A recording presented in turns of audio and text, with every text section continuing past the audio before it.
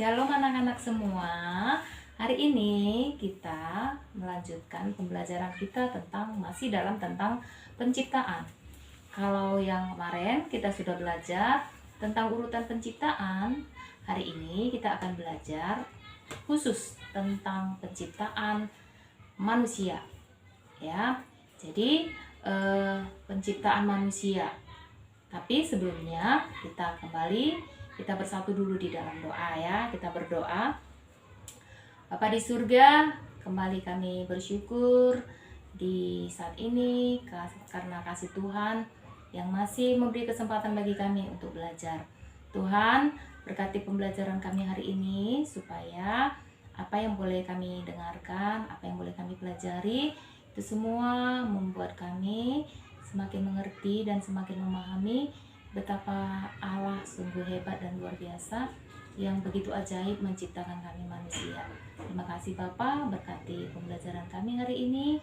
Kami serahkan waktu ini kepadamu dalam nama Tuhan Yesus. Kami sudah berdoa dan mengucap syukur. Amin. Oke, anak-anak, kita lanjutkan materi kita, yaitu tentang penciptaan manusia secara khusus. Ya, kalau kemarin memang sudah disinggung dari urutan penciptaan, ada penciptaan manusia. Tetapi kali ini dalam pertemuan ini kita khusus membicarakan tentang penciptaan manusia, ya, yaitu bahwa Allah menciptakan manusia dari debu dan tanah. Ya, manusia yang pertama diciptakan itu adalah Adam. Lalu setelah itu Allah melihat Adam dan akhirnya Tuhan menciptakan perempuan yang bisa menjadi penolong bagi Adam. Pada saat itu Adam tertidur dan Tuhan mengambil rusuk dari Adam dan dibentuklah manusia, yaitu seorang wanita untuk menjadi teman bagi Adam, untuk boleh mengelola semua yang Tuhan ciptakan. Adam dan Hawa ditempatkan Tuhan di Taman Eden. Berikut mari kita saksikan video ini.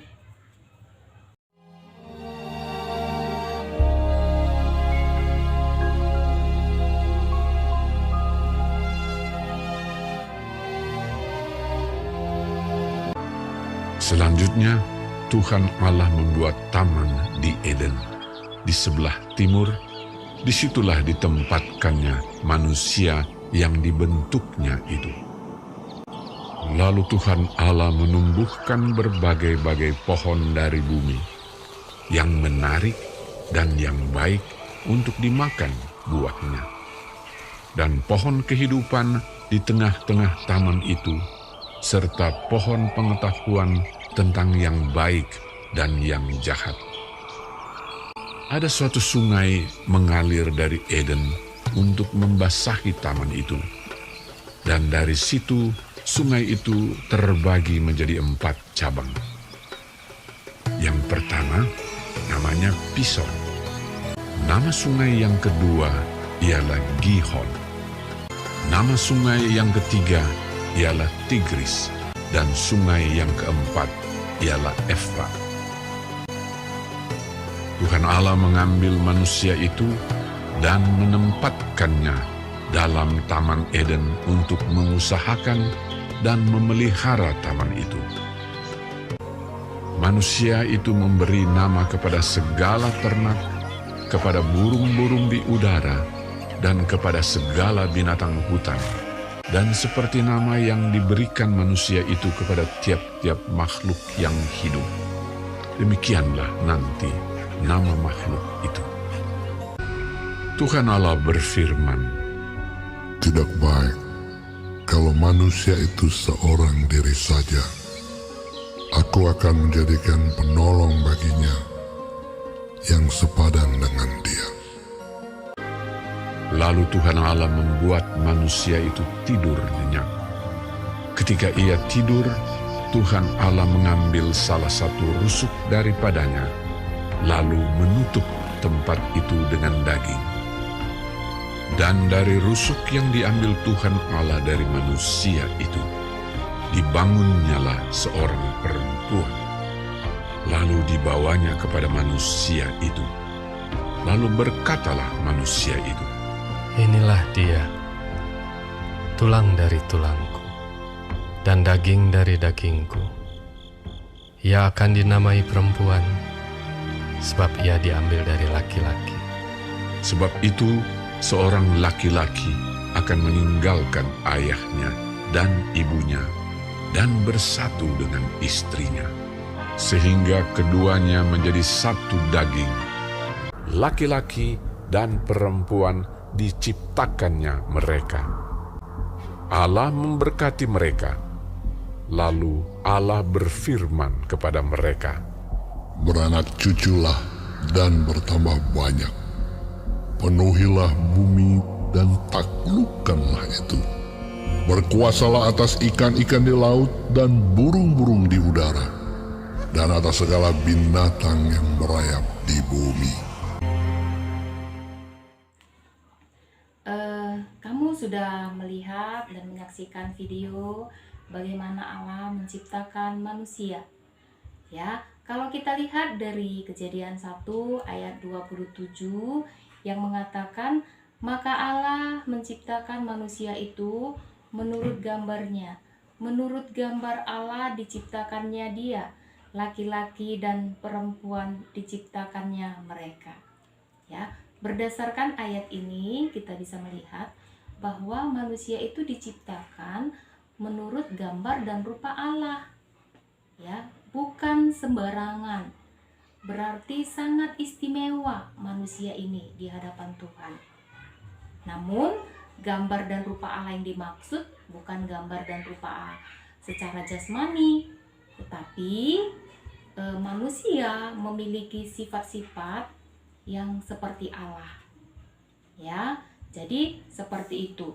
Apa sih tujuan Tuhan menciptakan manusia menurut gambar dan rupa Allah? Ya, itu pasti ada. Ya, maksud dan tujuannya Tuhan. Ya, yang pasti Tuhan menciptakan manusia itu manusia punya tugas yang disebut itu mandat budaya. Ya, mandat budaya itu diberikan Tuhan kepada manusia untuk apa? Yang pertama, untuk memelihara semua ciptaan Tuhan ini. Ya, jadi manusia itu merupakan wakil Allah di bumi supaya alam ciptaan yang Tuhan sudah ciptakan ini bisa tetap baik. Kalau bukan manusia yang memelihara, ya siapa lagi? Oleh sebab itu ini menjadi tanggung jawab kita bersama ya, supaya kita memelihara lingkungan kita boleh menjaga dengan baik supaya tetap aman dan kita juga yang bisa merasakannya. Ya, itu yang pertama, mandat budayanya, pemeliharaan terhadap alam. Yang kedua, mandat budayanya itu yaitu Tuhan menginginkan supaya manusia itu bisa beranak cucu, karena memang Tuhan yang berfirman, beranak cuculah dan bertambah banyak, penuhilah bumi. Ya, jadi Tuhan memerintahkan kepada Adam dan Hawa supaya bumi ini dipenuhi oleh manusia. Dan kalau kita melihat, ya memang sangat banyak manusia di bumi ini ya. Itu karena perintah yang Tuhan beri kepada manusia. Namun sayang, manusia yang diciptakan segambar dan serupa dengan Allah tadi ya rusak hubungannya, rusak gambarnya. Kenapa? Yang membuat rusak gambar dan rupa Allah yang ada pada manusia yaitu dosa. Karena manusia tidak taat kepada Tuhan. Tuhan berkata, Tuhan berfirman, jangan makan buah yang ada di tengah taman.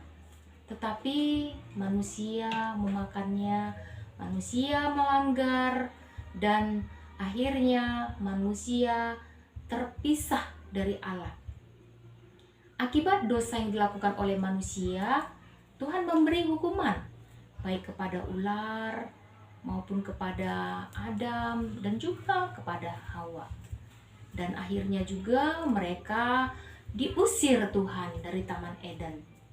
Ya, dan dosa itu terus berkelanjutan sampai kepada kita sampai hari ini. Ya, Tuhan menghukum manusia dengan berbagai tindakan yang memang sangat-sangat tidak enak bagi manusia. Namun itu semua diterima oleh manusia karena akibat dosa yang dilakukan oleh manusia.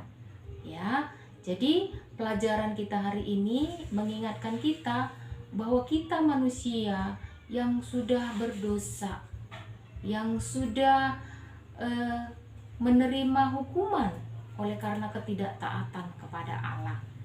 Namun kita bersyukur kita punya Allah yang begitu mengasihi kita. Allah merencanakan manusia untuk diselamatkan. Sejak manusia jatuh ke dalam dosa, Allah sudah merencanakannya agar manusia boleh diselamatkan. Ya, jadi pembelajaran kita hari ini tentang penciptaan khusus manusia. Bagaimana dan dari mana manusia diciptakan oleh Allah dan apa tujuan Tuhan boleh menciptakan manusia, kita sudah mengetahuinya. Kiranya pelajaran kita hari ini boleh membuat kita semakin mengerti siapa kita dan untuk apa Tuhan menciptakan kita. Itu saja untuk mengakhiri pembelajaran kita hari ini. Kita kembali bersatu di dalam doa. Mari kita berdoa. Tuhan Yesus, kami bersyukur Engkau menciptakan kami begitu istimewa dengan serupa dan segambar dengan Allah. Namun apa yang semula baik dirusak oleh karena ketidaktaatan Adam dan Hawa dengan melanggar perintah Tuhan. Mereka memakan buah yang Tuhan larang itu. Dan kami bersyukur Tuhan bahwa Engkau mengasihi kami dan Engkau memberikan kesempatan bagi kami untuk kami mendapatkan pengampunan dosa di dalam Yesus Kristus. Terima kasih Bapa, kami bersyukur untuk pembelajaran ini. Biarlah kami boleh menyadari bahwa Tuhan menciptakan kami untuk memelihara segala ciptaan-Mu. Terima kasih, kami bersyukur. Dalam nama Tuhan Yesus kami berdoa. Amin.